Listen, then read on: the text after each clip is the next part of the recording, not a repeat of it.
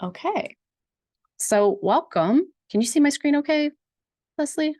Yes. Okay, Yes, perfect. I can. It's the classic question we have to ask. Welcome to session 85 of Tool Time Tuesday. Today, we're going to briefly talk about some of the updates to Outlook, and we're going to go into some updates on Zoom as well. Just want to wish everyone a happy Thanksgiving next week. I know that it's a tumultuous time in the world, so I'm just hoping everyone has a really peaceful, calm holiday and gets to see their family or speak to their family and sending positivity into the world. So let's talk about Outlook and Zoom today. Again, I'm Larissa Gant from the Research Medical Library, and my colleague Leslie Moore is here with me. I couldn't do this without her. And if you need anything, have any questions, you can contact us or any of our staff in the library. Check us out on Inside. You can just type in library and find the Research Medical Library. We have a couple upcoming classes. I know the holiday is coming, but we do have a Scopus author profiles class. If you are working on any sort of faculty publications, faculty profiles, you probably want to attend this. It's not very long. It's a great class. You can find it on the Inside calendar. And we also have EndNote 20, writing with EndNote, and that's going to be on after the holiday. Just to let you know, if you use EndNote, 21 has been launched in the Software Center very suddenly. So it's not very different than 20, so don't panic. But you can attend EndNote week after next.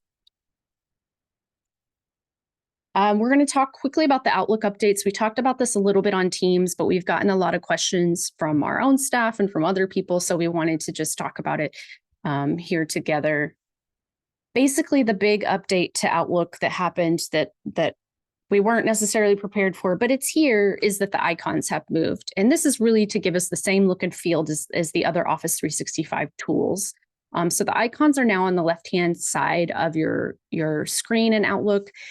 This is the same as it is on Inside. When you go to Inside, you'll notice the left-hand side, you can click on the waffle icon at the top and see your icons. So instead of being at the bottom, they're on the left. You can add additional Office 365 apps here. So if there's frequently used apps, you can click on the little app icon and pin the apps that you want to show up here regularly. So, I use OneNote every day, so I can click on OneNote quickly to open that up and get going. You can also drag and drop these in different order so that, the ones you use most frequently are above. You can't turn off these left-hand apps without losing additional features in Outlook. This is happening. So we've had some people say, I want it off, and they went to 4Info and had it turned off. It will happen eventually, and we'll all have to do it. So I know change is hard, but we'll try to, we always work together to get through it, especially here at Tool Time. So that's the major change. It's on the left. You can pin the apps that you wish to see most frequently. The Outlook search bar has moved to the top. This was jarring for a couple of people. It's in the blue bar. For some of you, that may have been the case already. One nice thing about the search bar at the top is when you start typing in something, so you see my screenshot here, I typed in Leslie's last name. It gives me some potential searches, some suggested searches and potential matches as you type. So if it's something current, it might pop up quickly for you, and you can click on it to get to it fast. So that's up there. If you lost your search bar, it's still there. Just moved it up to the blue bar. There are some keyboard shortcuts for this. So if it's been a little jarring for me to move from the bottom of Outlook to the side, even though it's really not that different, it's still jarring. So if you like keyboard shortcuts, you can go to your calendar by clicking Control-2. You can go to your mail by using your keyboard shortcut Control-1. And you can go to People in Outlook, your people list, by hitting Control-3. So if you might get used to hitting the Control-1 and 2 to go back and forth between your mail and your calendar, maybe that will make it a little bit easier for people to adjust. Leslie, I have a question. Yes. Can you go back to the search bar? Mm-hmm. And that's in the inbox, right? Yes. Okay? So my desktop my laptop has changed to the new 365, but my desktop hasn't yet. Okay. So in this, in the old version, when you search your current mailbox, you have the option to click that drop down menu next to current mailbox and tell it, either subfolders or current folder or all mailboxes. Do you have that option? And then of course, when you search it and it brings it up, it actually tells you what folder it's in. Does this do this in this new search in Outlook? Do we still I have that feature? I haven't tested that. It definitely allows you to pick what folder. It functions just a little bit differently, but what we can do is we can get back and get like actual instructions. Okay. Because I think it also will tell you folder, but again, the display has changed some. Okay. I just was wondering if we still were able to keep because I don't see it in the search bar. So I was like, oh, I Yeah, wonder I if think we it's still. there because I think, like I said, I have to actually walk through the Well, steps to actually look Okay. at it.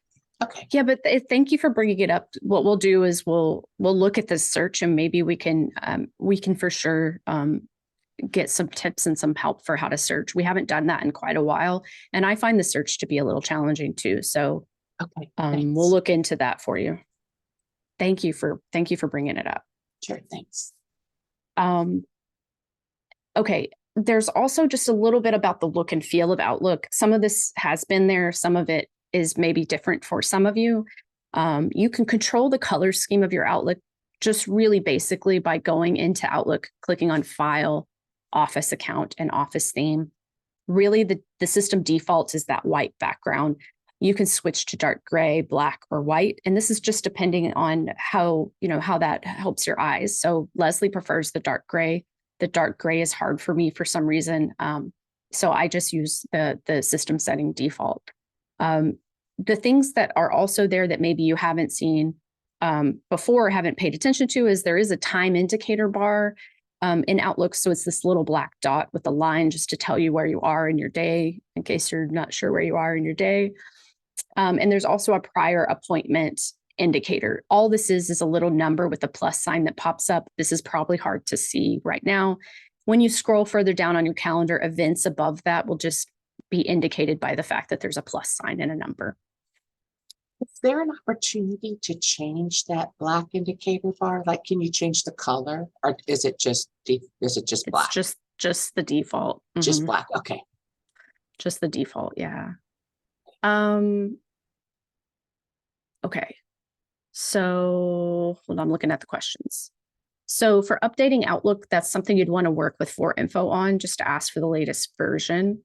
And we will send these out afterwards. Someone else said, having some challenge to attach an email so I can forward as support.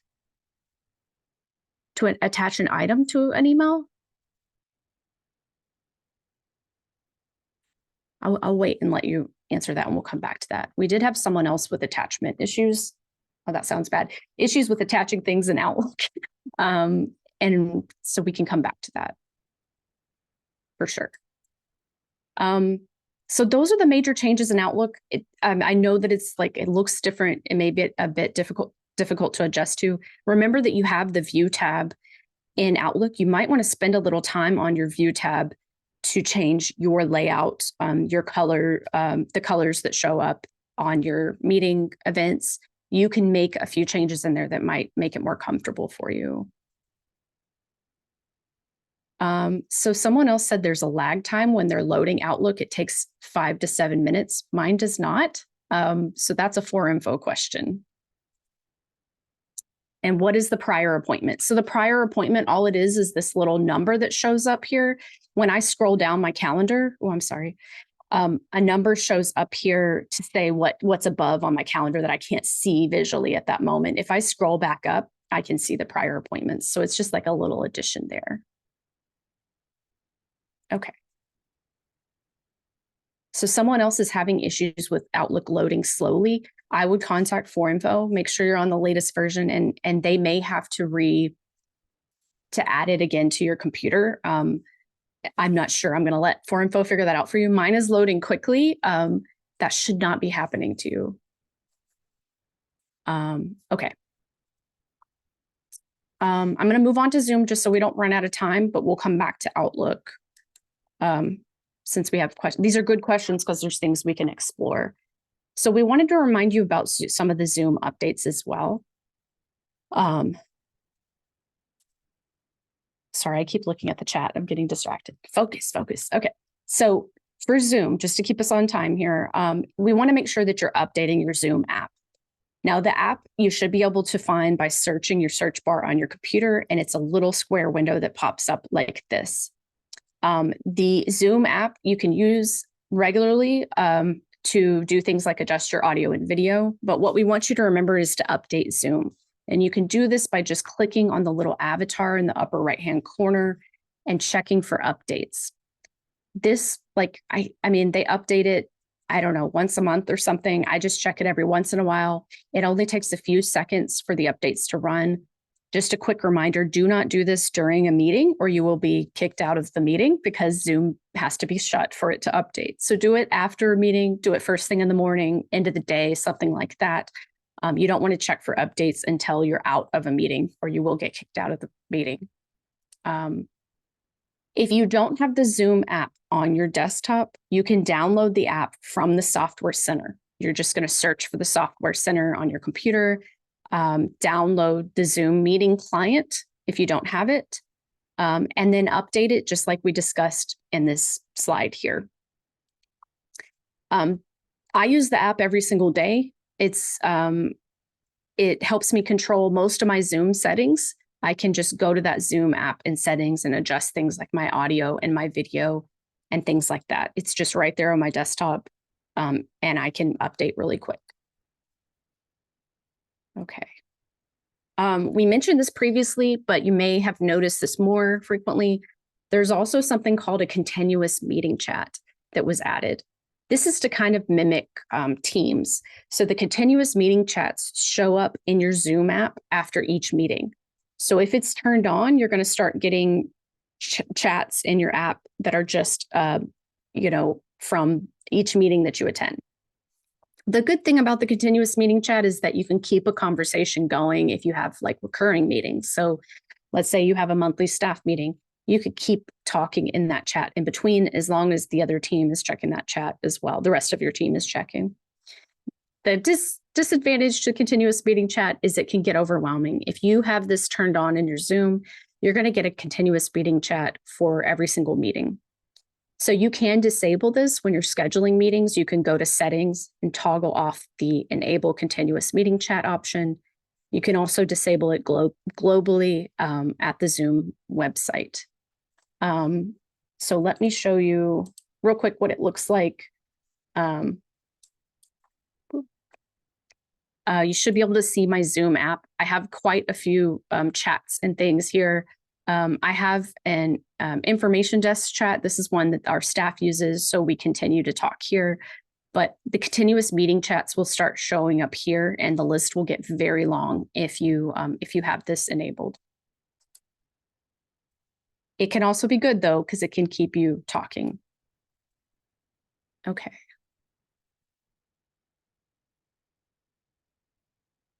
So there's a question about Zoom connecting with your phone for audio. I honestly haven't had trouble with it. I just plugged my earbuds in it and I haven't had trouble connecting.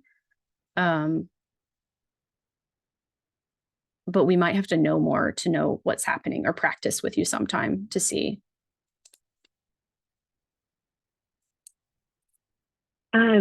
I'm going to just jump in. Sure. What happens is that when I say connect to my phone, it looks like it's connecting and then it says connected, but it never rings to my phone. And so like right now, I've dialed in separately on my phone.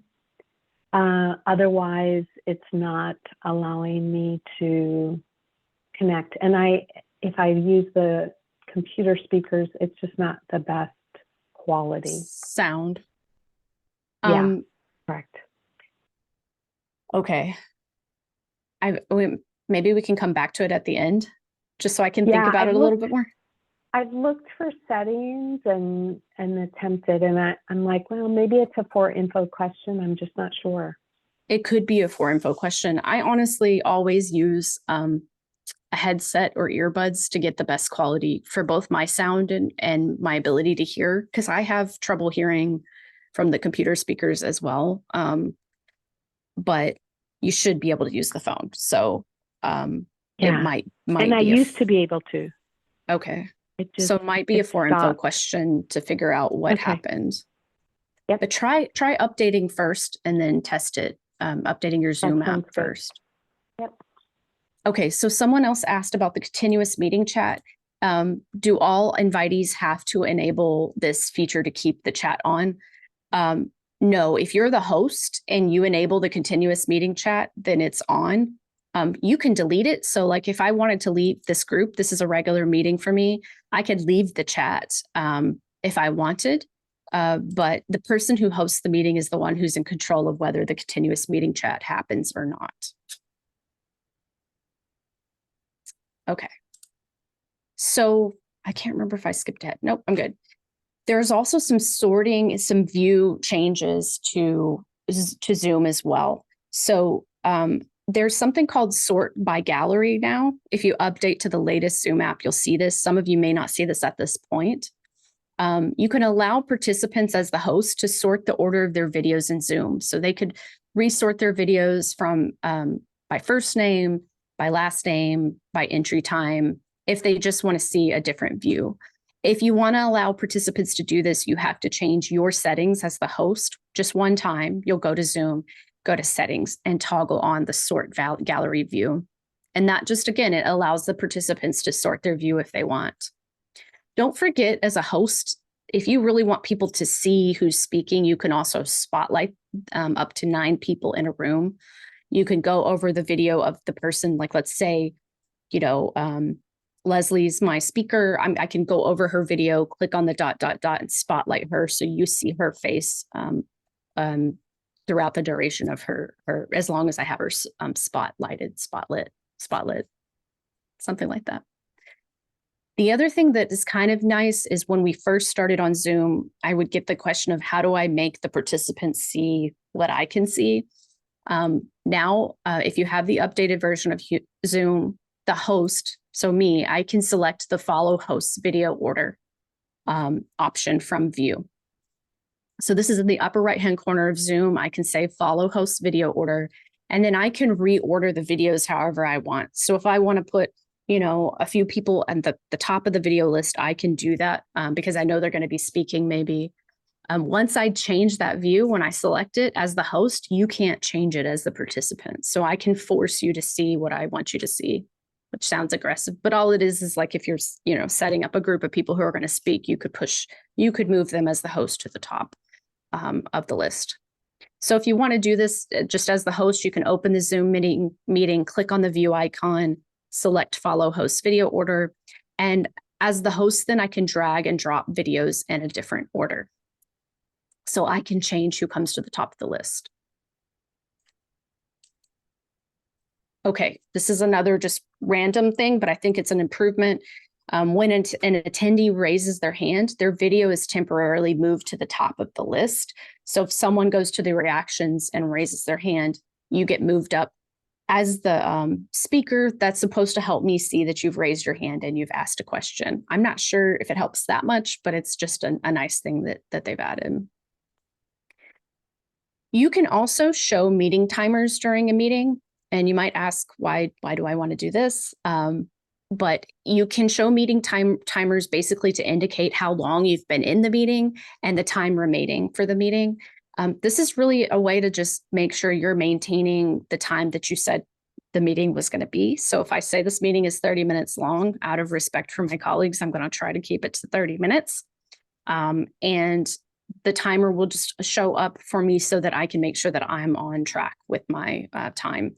So this is also under that view option. You can hide meeting timers or show meeting timers. And you can do this as a participant as well if you like to see the duration. Also note that you can add a Q&A for Zoom meetings as well. So a Q&A is kind of a nice, just different way to allow people to ask questions.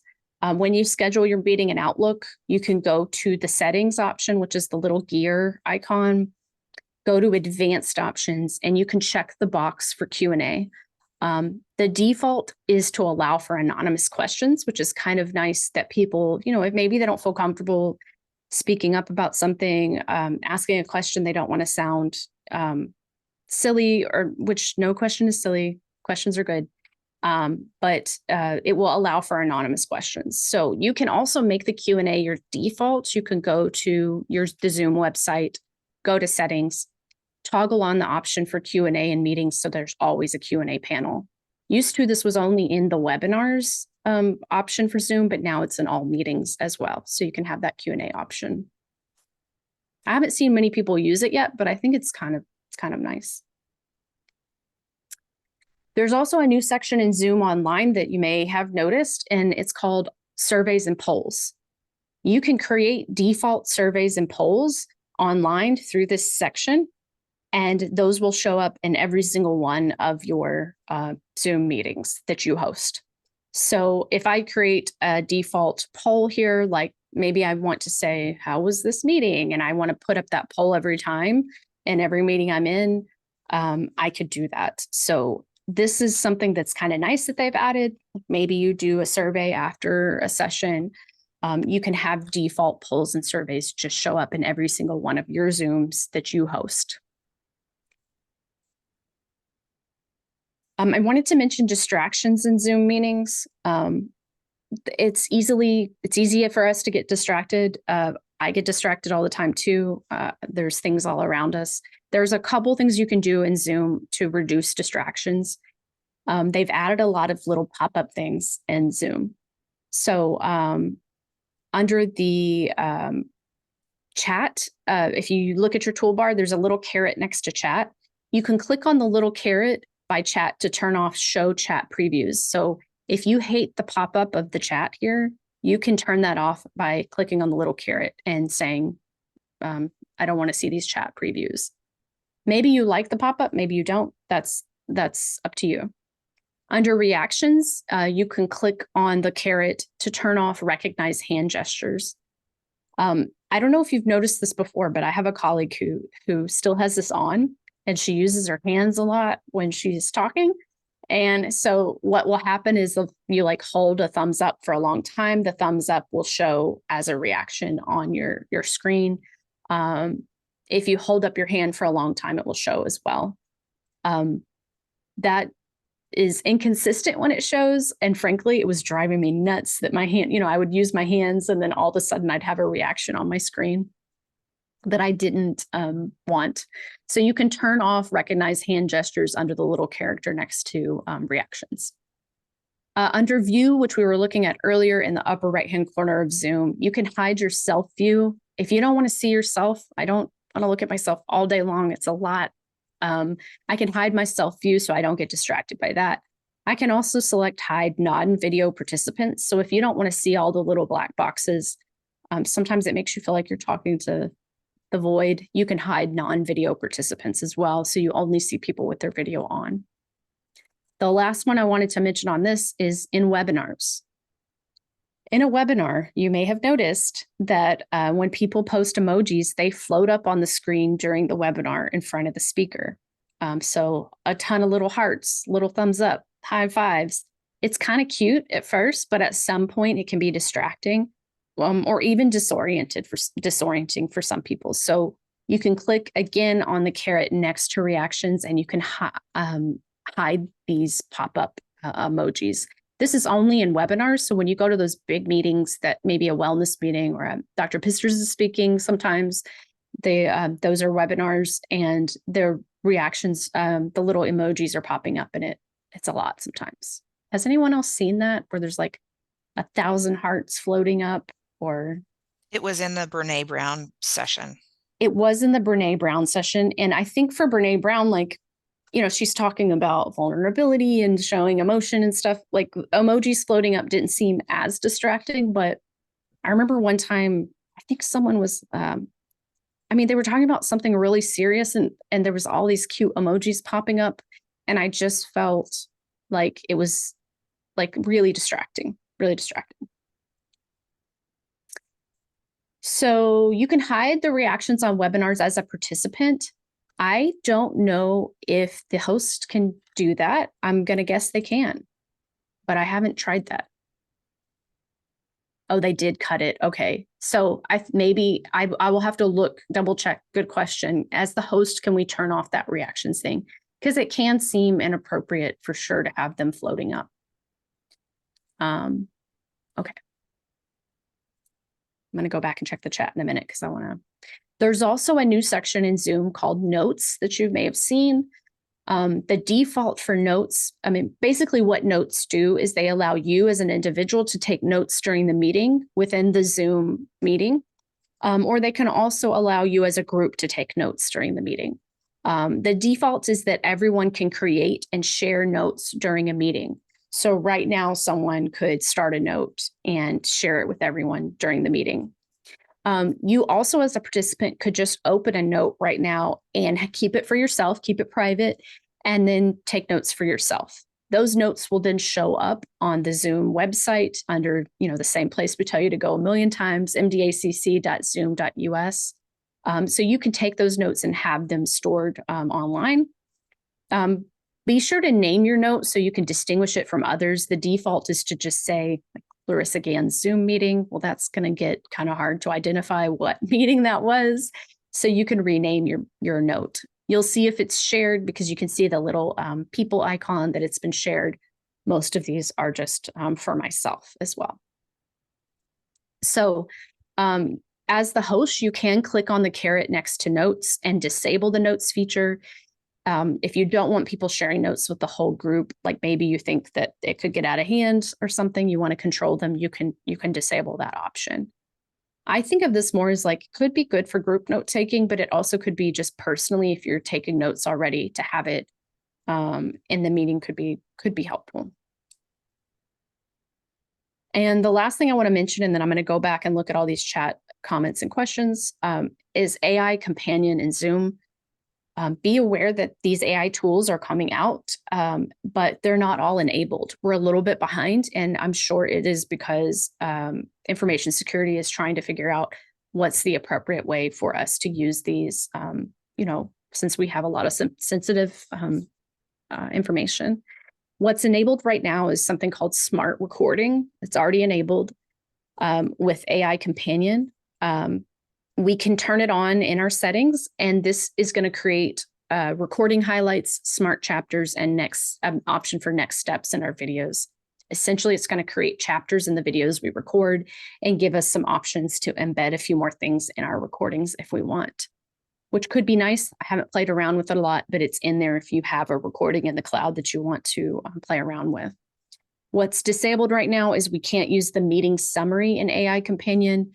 That is something coming to Zoom. There's something called meeting summary that's going to be available. I don't entirely know what that will include, but it is going to be coming soon. Those are my Zoom updates. I'm going to go back to the chat and let's see what else what did I miss, Leslie? So we had a question about the timer, if the timer can actually be set for existing reoccurring meetings. And I think we're going to have to confirm this. I think the timers are app dependent. So like if you turn the timer on in this meeting and then you go to another meeting, then it should, in theory, the timer should actually just be there. But I am not sure if there are actual settings in the meeting itself that say turn the timer on or display the timer. So we'll need to confirm. Okay.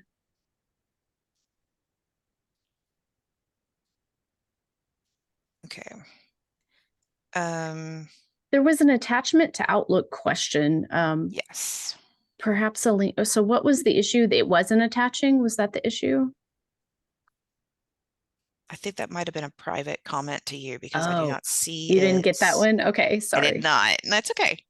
I think it was, let's see. I'm going back to look at the questions. And